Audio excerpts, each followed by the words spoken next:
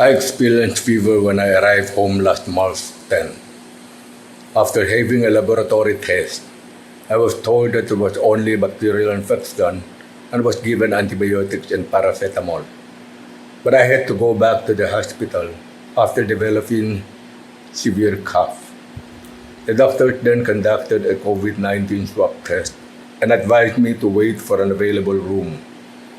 Since there was no available room at the time and the test result would come out after a week, I was allowed to do home quarantine instead. As I meditated on Joshua 1 verse 9, the Lord prepared me to be strong and courageous in my weakness. The following day, my son brought me to have blood test and x-ray. The results showed that I had pneumonia. By God's grace, a hospital room was available that time and I got admitted. But since I was a person under investigation for COVID-19, I was isolated and none of my family members were allowed to visit me. My condition continued to deteriorate, and as my oxygen level dropped further, I was moved to the ICU, and the doctors intubated me and hooked me to a ventilator. The doctor also had to sedate me and administer with several rounds of antibiotics. Several days after, my first COVID-19 test result came out and I was declared positive.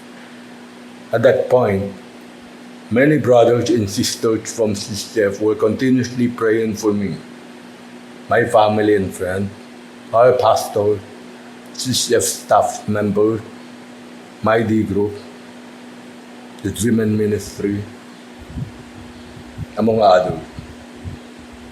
I indeed experienced that my God answered their prayer as He allowed me to be asleep and rested while under intubation. After 18 days in ICU, the doctor had to extubate me because the tube in my mouth was clogged. During this time, I noticed that some patient in the adjacent room has passed away already.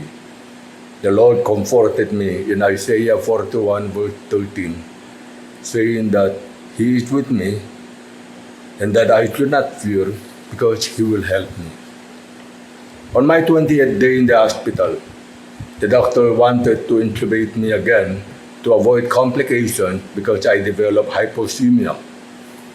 Few minutes before being intubated, I was able to talk to my wife and children about the uncertainties and risks we were facing and reminded my children to take care of their mom. I told my eldest son that I am beginning to feel unwell. If God allows me to live and meet with you again, then praise God. But if the worst should happen, these are my instructions. Take care of everything. I love you all. I then wrote a note and instructed the nurse to send it to my family. The note read, I have Jesus in my life.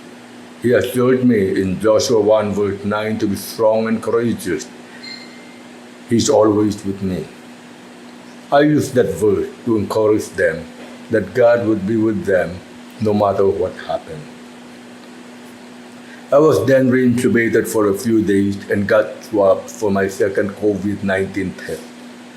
The result came out negative, but there had to be another negative test result for confirmation. And on April 12th, several doctors and nurses came to my room, and after checking my vital signs, they pulled out a long tube from my mouth, helped me in my breathing, and congratulated me. I was finally extubated on Resurrection Sunday and was able to worship the Lord through the television broadcast. I got swabbed again for the third time. A day after, a group of doctors and nurses surprised me in my room while I was having breakfast. They brought in bond paper printed with, "Congratulations, sir, you are now COVID-free. Stay negative." I was declared COVID-19 negative. Praise God for His faithfulness and mercy. While I prayed and thanked God for healing, I sensed it leading to be a blessing to others. I offered to pray for doctors, nurses, and patients, and was able to share the gospel to the ICU manager. The next day, I was transferred to a regular room, and together with the medical team, we sang Amazing Grace as they were wheeling my bed. I was finally discharged after several days and currently undergoing therapy. I am Joshua Go, a COVID-19 survivor with patient number 184. To my God, my rock, refuge and healer, be all honor and glory